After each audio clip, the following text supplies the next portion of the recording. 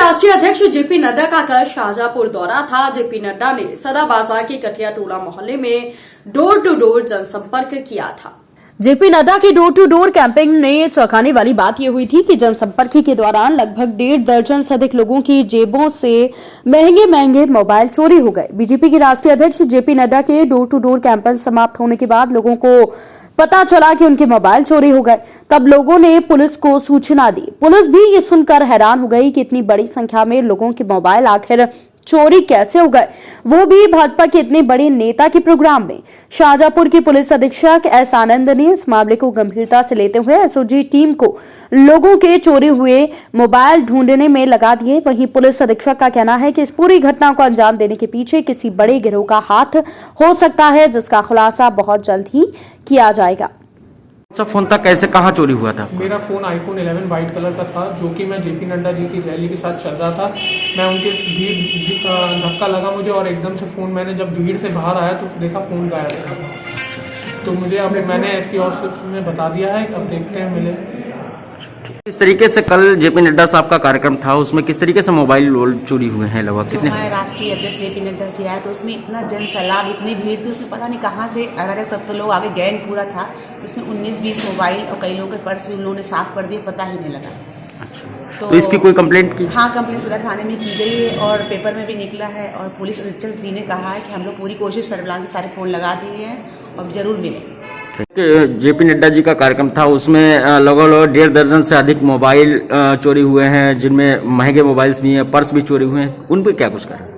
ये इस सिलसिले में एसओजी को लगाया गया है और उसके बारे में गहनता से छानबीन की जा रही है। इसके पहले भी आपको याद होगा एक बड़ा अच्छा गैंग पकड़ा गया था जिसने कई जनपदों में इस तरह की घटनाएं की थी। वो अभी जेल में है, उसके खिलाफ गैंगस्टर एक्ट की कार्रवाई की गई है। तो अब ये कोई नया ग्रुप है जिसको आइडेंटिफाई करके उसके खिलाफ भी कार्रवाई होगी। मरकुंडा सोनाबारी बादीपुरा के निवासियों ने शनिवार को ट्रांसफार्मर नहीं लगाने पर बिजली विकास विभाग के खिलाफ धरना प्रदर्शन किया। पीड़ित निवासियों ने कहा कि वो 250 केवी ट्रांसफार्मर के लिए लगातार चक्कर काट रहे हैं, लेकिन उनकी दलीलें बहरी रह गई हैं। उन्होंने कहा कि हमें उनकी वास्तविक मांगों को पूरी करने के लिए दबाव बनाने के लिए धरना देने को मजबूर किया जा रहा है। हर दिन हमसे वादा किया जा रहा है कि नया ट्रांसफार्मर लगाया जाएगा, लेकिन आज तक जमीन पर कुछ नहीं किया गया। निवासियों ने कहा कि यदि वो दिन से पहले ट्रांसफार्मर स्थापित करने में विफल रहते हैं तो मंगलवार को हम सड़क पर चक्का जाम करेंगे। इसकी जिम्मेदारी प्रशासन की होगी।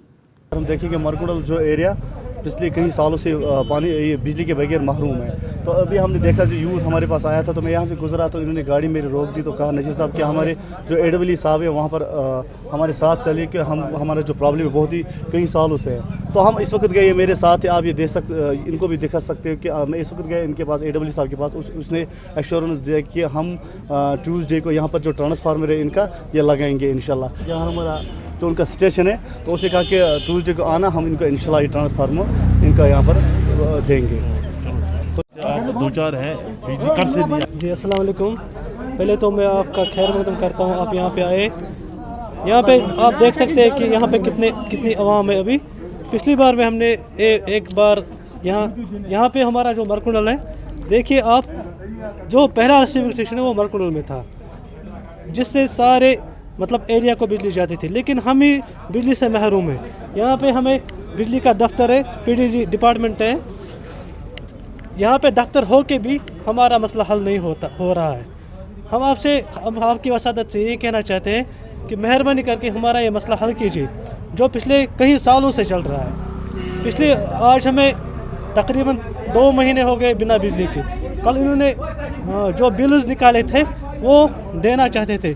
उस टाइम भी हम आए, हमने इनसे कहा कि जब हमने लाइट ही नहीं देखी, बिजली ही नहीं देखी, आप बिल कहाँ पे प्रोवाइड कर रहे हो हमें।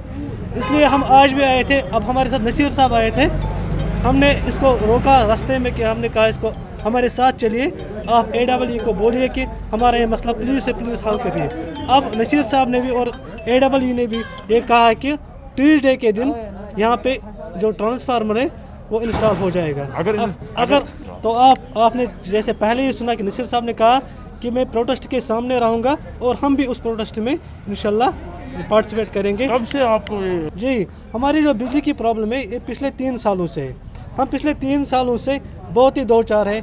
हमारे आप देख सकते हो कि इस महीने इतनी शिद्दत की सर्दी थी, लेकिन हम गांव वाले, हम यहाँ के मरकुंडल के बाशिंदे, हमने इतना मतलब सब्र किया है, उसकी कोई इंतहा नहीं है। मैं लफ्ज़ों में बयान नहीं कर सकता हूँ। महर अब हमारी यही डिमांड है।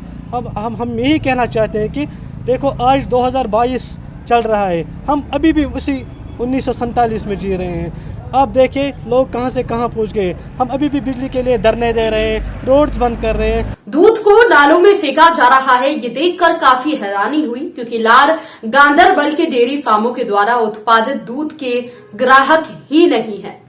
डेयरी फार्म के मालिक ने संवाददाता से बात करते हुए कहा कि पिछले 20 दिनों से दूध खरीदने के लिए कोई ग्राहक नहीं होने से हम इसे नालियों के अंदर फेंक रहे हैं। डीलरों ने दूध खरीदने से इनकार करते हुए कहा कि कोई लेने को तैयार नहीं है। हमारे यहाँ गांव में 1 दर्जन डेयरी फार्म है और प्रत्येक फार्म में लगभग 20-30 गाय हैं।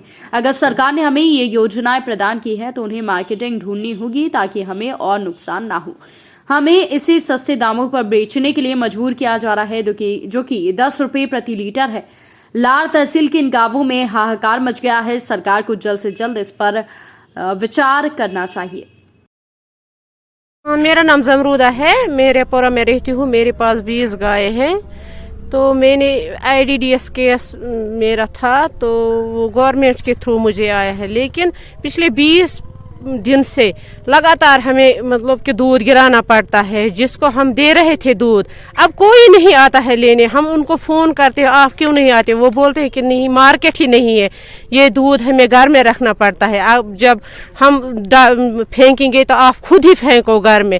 हम बहुत लॉस जा रहे हैं। तकरीबन हर दिन हमारा मतलब एक गाय का 500-600 खर्चा आता है।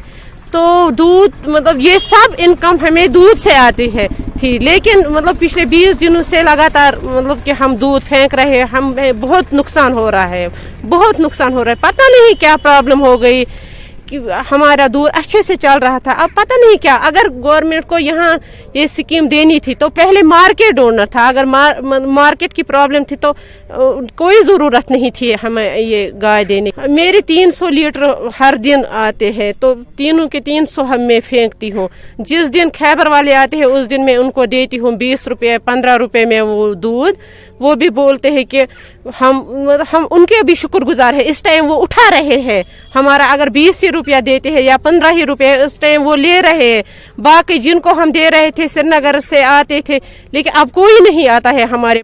अस्सलाम वालेकुम, मे नाम नासिर अहमद, बहुत वतलार बिलोंग करान। आज ब्रो 6 वरी एंटरप्रेन्योर फ्रॉम JKEDI स्टार्ट मे कोर्मुत गौ फार्म, यह 4 गवन पे मुश्तमिल। ये जन कि 6 वरी बाद मे बिल्कुल बहुत असल पे यह फार्म चलावान, पन रोजगार कमावान। दोमें 2-3 लुकन तस बे अम सत रोजगार फराहम करान। यह गोडनिच लटि 6 वरियन मज यह हालात वुचिन जी दोद युस जन सोन सह बिल्कुल अस निश पड़ा। पेवान वनकन सह बिल्कुल ड्रेनेज कर त्रयित सन। यम वनकन बोजनस मन सिंथेटिक दूध निब्र, सच्चाई क्या मगर तमिच वन पता कह। मगर युस जन दोद प्रोवाइड करान बिल्कुल साफ शुद्ध 31 डिग्री। अगर यम वुचन सनिस दोदस 3.7 फैट, 31 डिग्री डिग्री बिल्कुल। गांधरबलस मज रिपोरा, लार और वतलार अस वनकन अत मज 20 डेयरी फार्म चलान।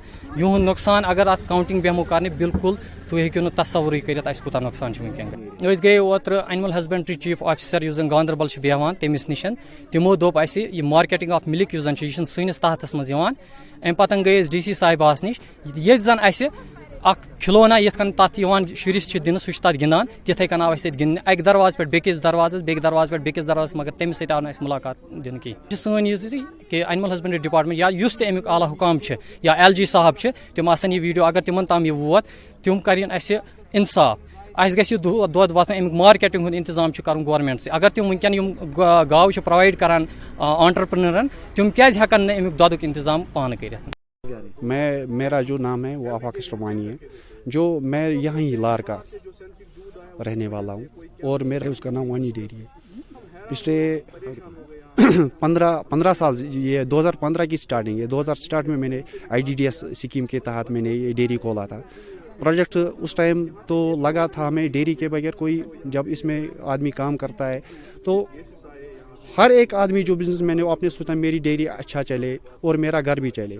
मगर तब से लेकर आज तक मुझे कोई प्रॉब्लम नहीं हुई। इससे पहले भी मेरा इंटरव्यू एक था, शायद मैंने तो उस टाइम हमारे जो यहाँ डॉक्टर्स थे वो काम नहीं करते थे। उसके बाद डॉक्टरों ने जब हमने ये मैंने खासकर वानी डेयरी नहीं दिया था, उस टाइम तो प्रॉब्लम नहीं हुई। आज जो हमारी प्रॉब्लम जिस प्रॉब्लम का हम फेस कर रहे हैं वो है हमारी रोज़ी का, जिसमें हमारा दूध है जो हमारे कश्मीरी वाइज है या कोई भी जो जहाँ से भी यहाँ का कस्टमर बाहर का टूरिस्ट आता था वो हमारा डेयरी का दूध लेता था। मगर 15 दिन से हमारा दूध ना चलता है और अब फेंक रहे हैं। आपने खुद भी देखा सर, मेरे को एक दिन का मान के लीजिए 6500 पर डे लॉस, जो खाली ग्रीन पाउडर का ये ड्राई मैटर फीडिंग का है, पर डे 6500 रुपये का मैं नुकसान। यही मुकाम है कि ये जो हमारे यहाँ DC मैम है और भी अफसरान है, इनसे हमारा यही मुतालबा है कि हमारे लिए भी कुछ सोचो मैम, क्योंकि हम पिछले बार भी आए थे DC आपके पास में, मगर आप उधर अलाउ ही नहीं किया हम लोगों को। हम बहुत परेशान हो चुके हैं सर। वानी डेयरी जो है ये तो बैंक पे ही निकली है, क्योंकि मुझे 35 लाख का प्रोजेक्ट, स्टार्टिंग प्रोजेक्ट तो 35 लाख का था। इस वक्त भी मेरे पास फाइनेंस है, लगभग 3-3.5 लाख रुपए मेरे को फाइनेंस होगा। और क्या करेंगे हम, कहाँ से लाएंगे दूध? हमारा जिससे हमारी रोटी चलती थी वो हम इसी आपके सामने ही फेंक रहे हैं। तो ग्रीन फोल्डर फीडिंग या ड्राई फोल्डर आता है, आज सैलेज आती है हमारी ग्रीन फोल्डर के बदले 80,000 रुपये की एक गाड़ी यहाँ लगभग पूछती है, तो क्या डालेंगे हम? जी देखो, हम तो यहाँ के रहने वाले हैं। मैंने अभी भी बोल दिया मीडिया वालों को, आपको भी बोल रहा हूँ मैं कि हम ये बाहर जब घर से निकले तो यहाँ मीडिया वाले थे, लोग थे, दूध फेंक रहे थे। हमने बोला यार दूध क्यों फेंक रहे हो, ये तो खुदा ताला की नियामत है, नियामत खुदा ताला की दी हुई नियामत है, तो इसका हम बहुत कदर करते हैं, तो ये आप फेंक रहे हैं। बोला हमारा दूध जब चला नहीं तो जब ये 2 दिन के बाद फट जाएगा तो हम इसलिए फेंकते हैं। हम मजबूर हो गए हैं कि गाय हमने लोन पर गवर्नमेंट दे रही है और गवर्नमेंट कह रही है कि यहाँ की गाय नहीं चलती है, गाय बाहर से लाओ, तो हम मजबूर है गाय सब्सिडी लेने के लिए, गाय लाने के लिए। जब गाय का दूध ही नहीं बिका तो गाय को हम चारा कहाँ से लाएंगे? उनके घर वाले जो 10 आदमी या 4 आदमी इसके साथ जुड़े हैं वो भी बेकार हो गए। देखो यहाँ की बेरोजगारी जब बढ़ेगी तो हमारे बच्चे या हम मतलब जो घर वाले होते हैं वो बच्चों की रखवाली करते हैं, रुपए उनके देते हैं खर्चे के लिए, स्कूल पढ़ाने के लिए। लॉकडाउन भी है, घर में बैठो जी, घर में बैठ के जब दूध ही नहीं बिका तो शाम को दूध फेंकना पड़ा, तो वो मजबूर हो जाएंगे वो गलत काम करने के लिए। ये चीज़ हम न करते हैं न सोचने में ये चीज़ होनी चाहिए। तो लिहाजा हम गवर्नमेंट से इफ्तिदा करते हैं, गवर्नर साहब से, कि इस पे कोई गौर खोज की जाए कि जब कि हमारा कोई हल मसले का निकल जाए। शहजाद सोशल एक्टिविस्ट, आज मैं यहाँ पे आई हूँ। मैंने जो इन लोगों ने दूध गिराया मैंने ये देखा, लेकिन मुझे बहुत बुरा लगा इनका दूध गिराना। लेकिन इन्होंने इस दूध गिराने से ये दिखाया कि आज यहाँ पे इन्होंने एहतिजाज किया।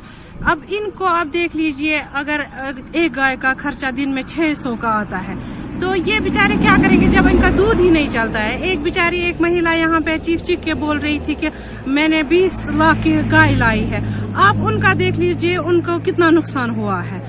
आज कितने दिनों से इनका दूध यहाँ पे ऐसे ही पेंडिंग रहा है। सब कह रहे हैं कि इसकी डिमांड ही नहीं है, और इसीलिए मैं यहाँ पे आई हूँ इनका ये देखने के लिए। अब गवर्नमेंट इंतजामिया से मेरी अपील है, LG इंतजामिया से, कि ऐसे जो बड़ी बड़ी कंपनीज यहाँ दूध दे रही है कश्मीर को, उन पे ताला लगा दिया जाए और यहाँ के लोकल जो है लोकल मारना हो जाए।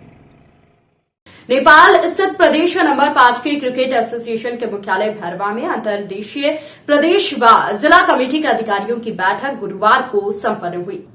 प्रदेश उपाध्यक्ष व जिला अध्यक्ष कृष्णा श्रेष्ठ ने बताया कि 5 नवंबर प्रदेश क्रिकेट एसोसिएशन के मुख्यालय भैरवा में अंतर्देशीय प्रदेश व जिले के सभी अधिकारियों की बैठक हुई, जिसमें नेपाल क्रिकेट के सर्वांगीण विकास के लिए किए जा रहे प्रयासों की समीक्षा की गई। कृष्णा श्रेष्ठ ने आगे बताया कि इस बैठक में खासकर ग्रामीण क्षेत्र के क्रिकेट के विकास पर चर्चा की गई और साथ ही साथ क्रिकेट को एक सही गति प्रदान की जाए, जिससे कि नव युवाओं को खेल के माध्यम से करियर संवारने के लिए यहाँ पर एक अच्छा अवसर मिल सके। साथ ही साथ उन्होंने कहा कि ग्रामीण क्षेत्रों के खिलाड़ियों के लिए मोरल, टेक्निकल और बौद्धिक स्तर पर कार्य करने की जरूरत है। आपको बता दें कि नेपाल क्रिकेट एसोसिएशन को ICC के द्वारा दोबारा मान्यता मिलने से एक नई ऊर्जा के साथ कार्य करने की जरूरत है। आपको बता दें कि नेपाल अधिराज्य में खेल मंत्रालय के अधीन जिला व प्रदेश व अंतर्देशीय स्तर पर इनके द्वारा आयोजित क्रिकेट टूर्नामेंट के जरिए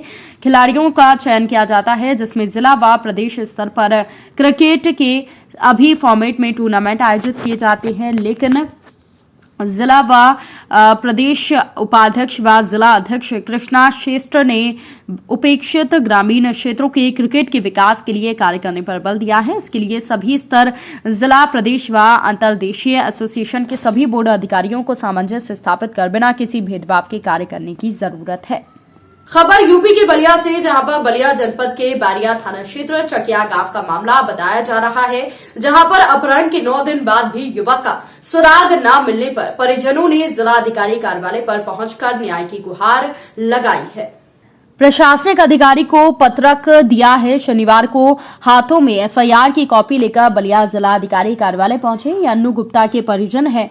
परिजनों का कहना है कि अन्नू अपने ही गांव चकिया में बीते 20 जनवरी को एक तिलकोत्सव के कार्यक्रम में गया था। उसके बाद वहां से वापस नहीं आया। परिजनों ने काफी खोजबीन की लेकिन पता नहीं लग पाया, जिसके बाद पीड़ित परिवार के लोगों ने पुलिस में शिकायत दर्ज करते हुए कहा कि अज्ञात लोगों के खिलाफ अपहरण का मुकदमा दर्ज कराया गया है। पर घटना के 9 दिन बीत जाने के बाद भी 13 वर्षीय अन्नू गुप्ता का कोई सुराग नहीं मिल पाया। लिहाजा वो लोग जिलाधिकारी कार्यालय पर न्याय की मांग करने गए। गुप्ता मेरे पिताजी का नाम प्रभुनाथ गुप्ता है जी। कहाँ के रहने वाले हैं? हम बैरिया के चकिया के रहने वाले हैं, थाना बैरिया पर। जी। क्या मामला है अभी? मामला है कि हमारा भाई गुम हो गया 20 तारीख के रात से, लगभग 8 से 9 के बीच में किसी तिलक समारोह में गया था। उनके दरवाजे पर से ही गायब हुआ है। उनका नाम जो है विजेंद्र कुमार वर्मा है और उनके जैसे भी हमने कुछ कार्रवाई तो किया नहीं है। पर्सनली कोई इसी से हमारा संबंध नहीं था, जो कि थाना पर हमने दर्ज करवा दिया। मामले की रिपोर्ट जैसे आप लोग बता रहे हैं उस हिसाब से। किस थाने पर दिए थे? बैरिया थाना। बैरिया थाने पर क्या हुआ? थाने में क्या थाना में गए थे तो उन्होंने बोला ठीक है जांच चल रहा है। तब जांच चल रहा है, काफ़ी दिन हो गया। कब की घटना है ये? घटना 20/1/2022 का है। यहाँ किस लिए आए हुए हैं? यहाँ पे हम डीएम कार्यालय पे आए थे, उनसे अपना दरख्वास्त करने की। हमारा भाई आज तक नहीं मिला है। थाना क्या कर रहा है नहीं कर रहा, हमारे घर का हालत बहुत ख़राब है। किस तरह का एफआईआर दर्ज किया गया है? अपहरण का।